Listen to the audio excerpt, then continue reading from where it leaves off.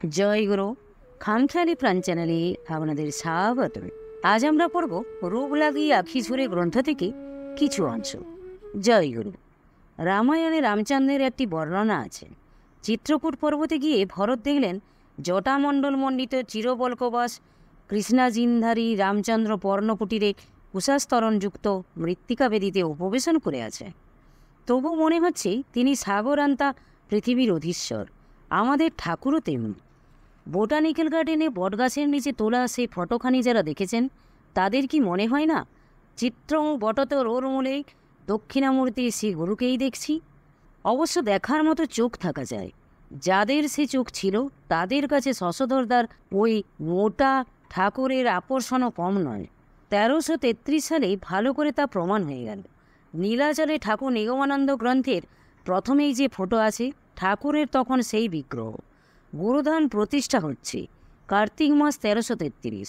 হৃদয়ানন্দ নামে এক সন্ন্যাসী সহচর সেই উৎসবে যোগ দিলেন। তিনি ঠাকুরের শিষ্য নন, অন্য কোনো মহাত্মার শিষ্য, কিন্তু তিনি সেবার যেমন করে ঠাকুরকে অর্চনা করেছিলেন এমন কেউ পারেনি। খোল করতাল সহ তিনি গান ধরলেন, জয় জয় নিগমানন্দ, শ্রী শ্রীমৎ স্বামী এলেন জন্মভূমি সঙ্গে লুই ভক্তবৃন্দ। ষড়রিপু যিনি ষড়ৈশ্বর্য পূর্ণ, ভক্তভাবে প্রভু হলেন অবতীর্ণ। প্রেম রসে মাখা ভক্তপ্রাণ সখা, নদিয়ার পূর্ণচন্দ্র। ওই হৃদয়ানন্দ মহানন্দে ভাসে, ভক্তগণের সঙ্গে ভাব প্রেম রসে। রাজরাজেশ্বরে বসায়ে অন্তরে, পূজিও চরণার বিন্দ।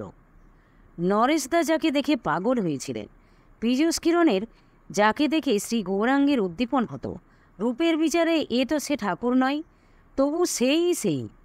গানটি শেষ হওয়ার সঙ্গে সঙ্গে হৃদয়ানন্দের আনন্দের উন্মাদনা ফুটিয়া উঠিল। আনন্দাতিশয্যে তার অট্টহাসি অঙ্গন কম্পিত করিল। চোখে মুখে আনন্দের অপূর্ব ছোটা ফুটিয়া বাহির হইল, যেন চোখ মুখ গণ্ডস্থল ফাটিয়া পড়িবে। দুই বাহু প্রসারিত করিয়া সঞ্চালন করিতে লাগিলেন। বাহু দুটি যেন বাকিয়া চুরিয়া ভগ্ন হইয়া গেল।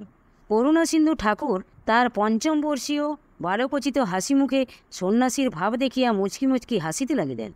সন্ন্যাসী আনন্দামেগে একেবারে আত্মহারা হইয়া বহিরঙ্গন হইতে আসন বারান্দার সিঁড়ি বাইয়া ঠাকুরের দিকে অগ্রসর হইতে লাগিলেন।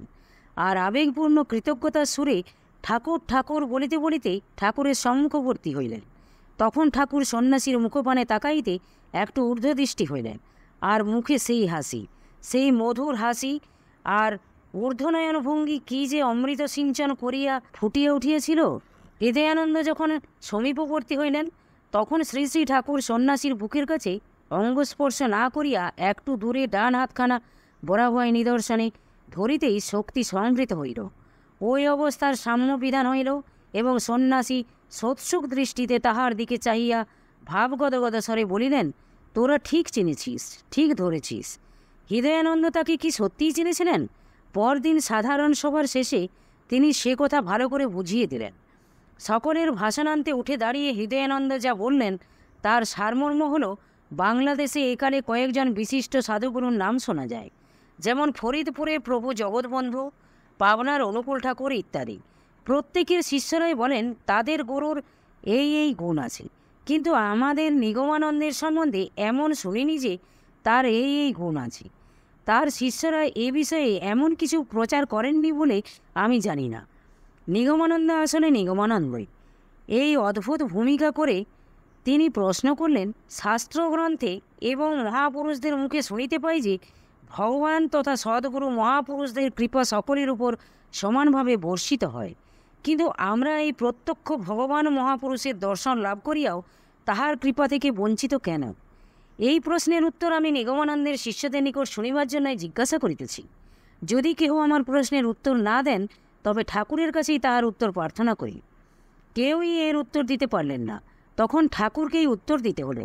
তিনি বুঝিয়ে বললেন, শাস্ত্র ও সাধুবাক্য মিথ্যা নয়, কৃপা সমানভাবে বর্ষিত হয়, কিন্তু ঊষর ক্ষেত্রে বর্ষণ হলেও বীজ অঙ্কুরিত হয় না যেমন, তেমনি যার হৃদয়ে যেমন স্থান সেখানে ততটুকু কৃপায় বর্ষিত হয়। হৃদয়ানন্দ তখন অতি কাতর এবং বিনয়ী নম্র স্বরে বলিলেন, ঠাকুর, এ হৃদয় তো ঊষর নয়, এ হৃদয়ে তো স্থান আছে। ঠাকুর তাকে নিঃসংশয় করে বললেন, তুমি ভগবানকে পেয়েছ, গুরুবাক্য শাস্ত্রবাক্য এবং নিজের অনুভূতি এই ত্রিসমন্বয়ে হৃদয়ানন্দের ভগবত বিশ্বাস এবং পরীক্ষা হইয়া গেল। হৃদয়ানন্দ যাকে ভগবান বলে চিনেছিলেন এবং ধরেছিলেন, শশধরদা এবার তার কথা তুললেন। ঠাকুর সভায় বসিয়াছেন, তার অন্য কোনো পোশাক নাই। বাড়ির ছেলে যেন বাড়িতে আসিয়াছেন, রাখার বালকটির মতোও বটে। কাপড় পরিয়া অর্ধাংশ 2 ভাঁজ করিয়া কোমরে বেড় দিয়া রাখা, বেশ বাবুও বটে। এমনই অবস্থায় যেমন আর বড় বড় ভদ্রলোকদের ভিতরও ওই একই ভাব। সভায় বড় বড় রাজকর্মচারী, জমিদার, উকিল, মুক্তার, জজ, কোনো শ্রেণীর লোকের অপ্রতুলতা নাই। বালকের যেন একই ভাব সর্বত্র। মাঠেও খেলা, আবার ঘরেও খেলা। ওইভাবেই কাপড় পরিয়া হাজার হাজার লোকের ভিতর বসিয়া গিয়েছে। সভাপতির দক্ষিণ পার্শ্বে উচ্চাসন। হৃদয়ানন্দের রায়রাজেশ্বরকে এরপর আমরা হরিদ্বার কুম্ভে দেখব। তার আগে আর একবার শশধরদার মুখে ঠাকুরের বর্ণনা শুনে নিই। সভার কার্য শেষে সভা ভঙ্গ হইলে শ্রী শ্রী ঠাকুর খড়ম পাইয়ে দিয়া যখন আসন মন্দিরে যাইতে লাগিলেন, প্রাঙ্গণের রাস্তার 2 দিক হইতে সব লোক ঠাকুরের পাদস্পর্শপূর্বক চরণধূলি লইবার জন্য শটান মাটিতে পড়িয়া গেল। সেই দৃশ্যটি নাটকীয় দৃশ্যের অনুরূপ হইয়াছিল।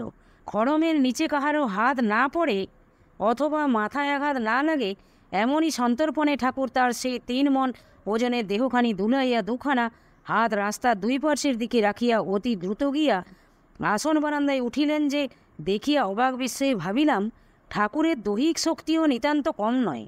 ওই ভিড়ের ভিতর এত লোকের বাধা কাটাইয়া 20-25 হাত দূর হইতে আসা নিতান্ত সহজ ব্যাপার নহে। এত লোকের বাধা এই ঠাকুরের পায়ে টান লাগিয়া বা কাহারও হাতে ঠেকিয়া গায়ে বাঁধিয়া ঠাকুরের পড়িয়া যাওয়ার আশঙ্কা ছিল। ঠাকুরের পালোয়ানি ক্ষমতাও দেখা গেল। ঠাকুরের বিরাট দেহ ও 3 মণ ওজনের কথাটা শশধরদার মতন আর কেউ বারবার উল্লেখ করেননি। তার লেখায় অনেক জায়গাতেই ঠাকুরের ওই বৈশিষ্ট্যটির কথা আছে। দীক্ষালাভের বৎসরাধিক আগেই তিনি ঘরে ঠাকুরের আসন প্রতিষ্ঠা করেছিলেন। তার স্ত্রী নাকি ঠাকুরের ফটোখানি দেখে প্রায়ই বলতেন, আমার ইচ্ছা হয় ওকে টেনে এনে কোলে করে দুধ খাওয়ায়, যেন আমার ছেলেটি। ঠাকুরকে সাক্ষাৎ দর্শন করার পরেও তার সে ভাবটি যায়নি। এই কথা বলতে গিয়ে শশধরদা লিখেছেন, 3 মণ ওজনের দেহধারী বিরাট পুরুষকে 26-27 বছর বয়স্কা কোনো স্ত্রীলোক যে সন্তানভাবে পাওয়ার জন্য এমন তীব্র বাসনা অনুভব করতে পারে তা কোথাও শুনিনি। অথচ তাদের তখন 2টি সন্তান হয়েছে। যাই হোক, সেই শশধরদার লেখাতেই প্রমাণ পায় ঠাকুরের বিশাল দেহকে তিনি বস্তুত কী চোখে দেখেছিলেন। এই 1333 সালের কথা। ঠাকুরকে প্রথম দর্শন করে স্বামী স্ত্রী দুজনে তার সামনে বসেছেন। সম্মুখে সেই বিরাট মোহনকান্তি। জীবনের একমাত্র ধ্রুবতারা ঠাকুর সেই জ্যোতির্ময় চক্ষু দুটির স্থির দৃষ্টি আমাদের মুখের উপর ফেলিয়া স্থিরাসনে উপবিষ্ট। তাহার দেহের বিশালতায় মনে হইল যেমন লক্ষ লক্ষ ক্রোশ দূরাবস্থিত সূর্য বিগ্রহটিকে এখানে এবং 10-20 ক্রোশ দূরেরা সরিয়াও একই স্থানে একই রূপে অবস্থিত দর্শন করি। ধ্রুবতারাকে এখান হইতে সেখান হইতে যেমন একই স্থানে দর্শন করি, আমাদের ঠাকুরও যেন তেমনই বিরাট, বিপুল, আর সেই বিশাল দেহের গঠন কাহার সঙ্গে তাহার তুলনা করিব? এত বড় মোটা দেহে সকল অঙ্গ প্রত্যঙ্গগুলি সামঞ্জস্য রাখিয়াছে কেমন করিয়া তাহা ভাবিতে গেলে বুঝি না, আবার বুঝিতে গেলেও ভাবিতে অক্ষম। সাধু তো কত আছেন, কত বড় শক্তিধর পালোয়ান আছে। স্বাভাবিক স্থূল দেহধারী মানুষের অভাব নাই, কিন্তু ভাই স্থূলতাতেও আর এমনটি খুঁজিয়া পাইবে না। জয় গুরু, জয় গুরু। আজ এই পর্যন্তই। যদি আপনাদের ভালো লেগে থাকে তাহলে চ্যানেলটিকে সাবস্ক্রাইব করে সাথে থাকবেন। জয় গুরু, জয় গুরু।